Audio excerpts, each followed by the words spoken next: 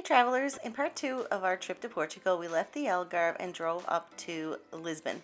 We checked into our hotel here at Holiday Inn, and Scott took the car back to the Lisbon airport because we didn't feel we would want to be driving around in Lisbon. It's quite busy and parking is hard to find. The kids settled into the room. We had a little welcome gift because we're an IHG member, and then we just checked out the room. The room has a big window that opens. No balcony really, but a big window. I guess you could go on the roof if you wanted to, maybe. It was your typical hotel room, 2 double beds, a bathroom, nothing really special except the views were great out the window and especially from the rooftop pool, which we'll show you in a little bit. The room didn't really have a microwave or anything like that, but we did manage to make some noodles and some sandwiches for the kids to have a snack before we headed to the pool.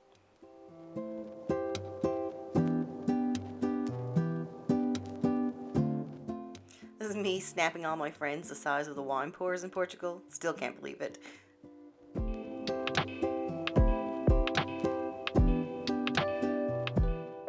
The pool was smaller but really nice. Unfortunately, just like all the other pools in Portugal we experienced, it was not heated. So at this time of year, it was actually freezing. I think we were there at this place in early May.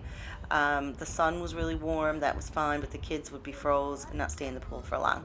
There was a nice rooftop bar and restaurant where you could grab some snacks or some drinks. Of course, we had to grab some drinks there, and the kids just liked to chill on the beanbags and the chairs, covered in towels, of course, because they were froze after the polar plunge of the pool. The view was amazing, and we did see several airplanes driving past that felt like they were at our eye level, and that was really cool.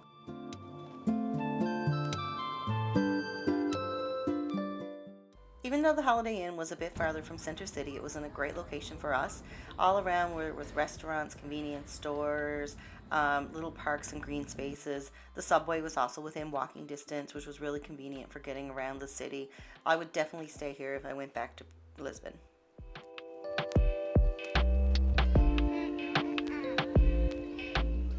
We've been to a couple zoos, and the Lisbon Zoo was honestly one of our favorites. The zoo opened in 1884 and has about 2,000 animals. Personally, we felt that the animals were up close, personal, and they focused a lot on conservation. They weren't behind enclosures and walls. They were really there for you to see.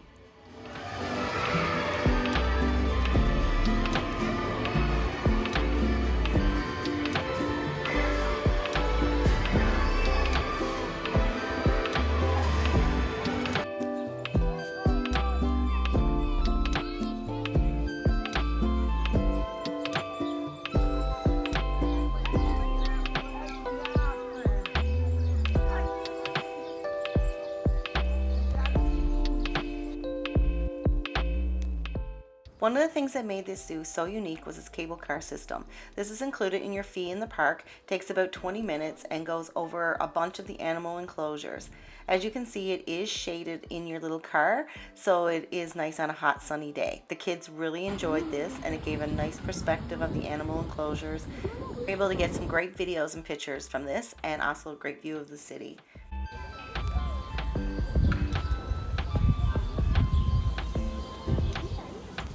Say hi.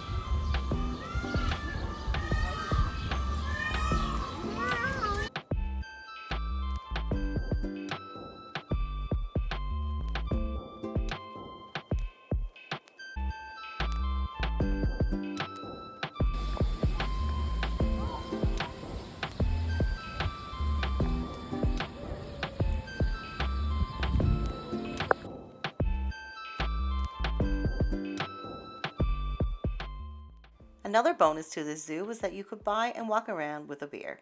Cheers! Have you really ever been to Lisbon if you haven't rode a tram or a funicular? I think this funicular was called the Ascender de Gloria. You do buy a ticket and it just goes up and down this hill. This is a different one. Is it different?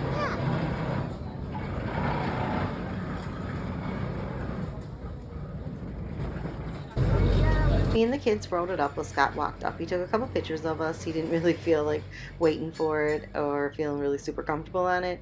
Yeah, overall, I would recommend this experience to anyone that visits Lisbon because I feel like it's a real touristy part of Lisbon. If you hear Chloe screaming "Mom, Mom" there, it's because I was holding my phone out the window to try to get some video and she thought I was going to drop it and was terrified. At the top, you arrive at the São Pedro de El Cartera. Sorry, I am not doing great with this Portuguese. This little park area is beautiful and I recommend it to anyone visiting Lisbon. It has a beautiful view of the city where you can see all those red tiled roof houses in the background that to us is so iconic of Lisbon. We took lots of pictures, stayed here for a while, enjoyed the area.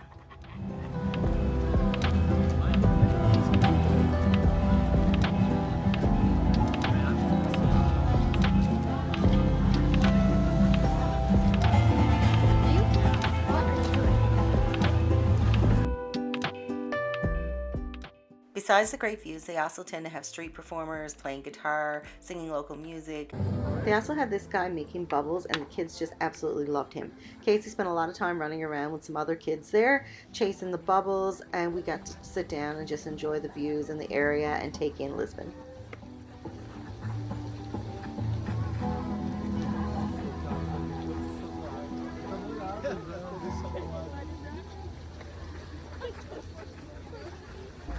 Once we could tear Casey away from there, we continued our exploring throughout Lisbon.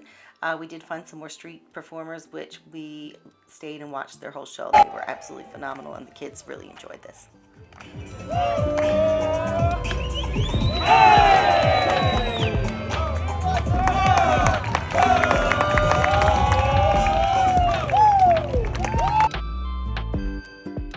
Lisbon was a beautiful city and we enjoyed walking around and exploring.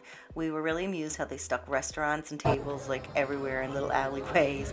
The place was very vibrant. There was a lot of people out walking around and eating at all these little restaurants.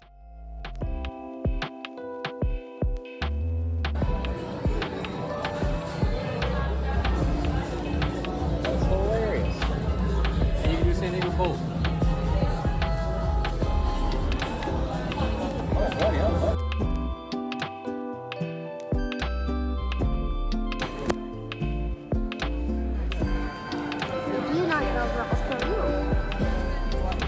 Really?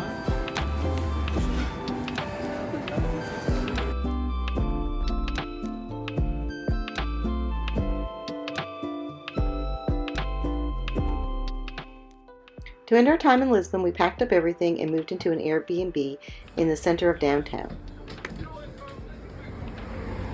This Airbnb was just a couple meters away from the Sant Augusta lift. It was right in the center of downtown with a very walkable Airbnb. It was an apartment style, no bells and whistles in this place at all. You had to walk up a couple of stairs and we kind of had to find it. It was like a hole in the wall. But it met our needs for our one night stay in the downtown area. It did have Wi-Fi, as you can tell by everybody on their devices.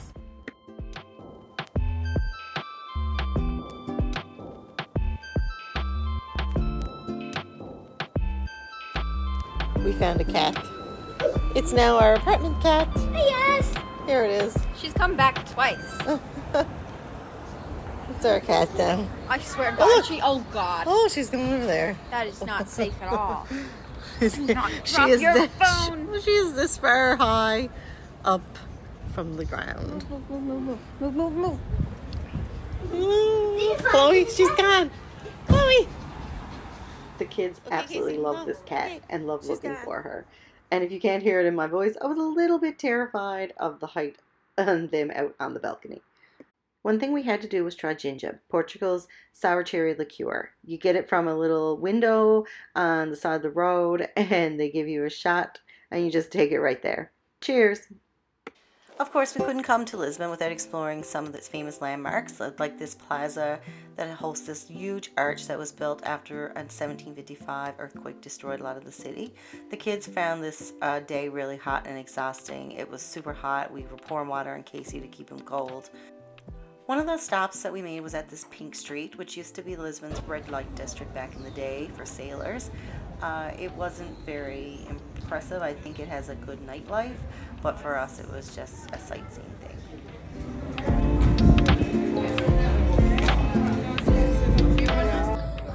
We did try to stop at the time market, which is a pretty famous market in Lisbon with different restaurants, vendors kind of thing, or food. It was blocked. You couldn't get in there, no tables, so we just walked around the area and continued on with our travels.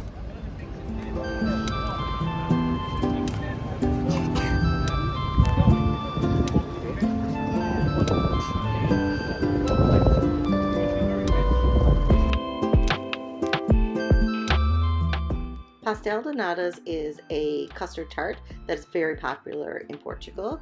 Pastel de Belém is the original place, a little bit of a different recipe apparently, and we stopped there and had them on our way to the Belém Tower.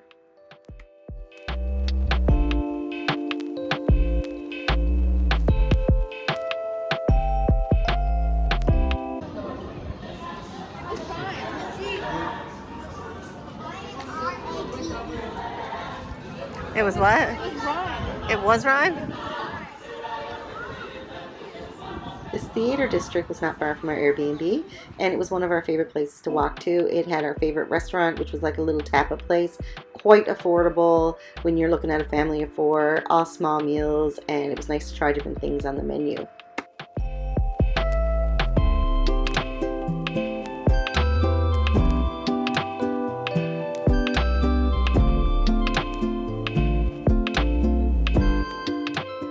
It was one restaurant that we could actually get the kids to eat because, let's face it, some of the food was not their style. So we did eat a lot of McDonald's, more than I would like to say. At least we ate it next to trams like this. My only regret is not trying sardines, so I did bring back a can. Guess we'll have to go back so I can try it.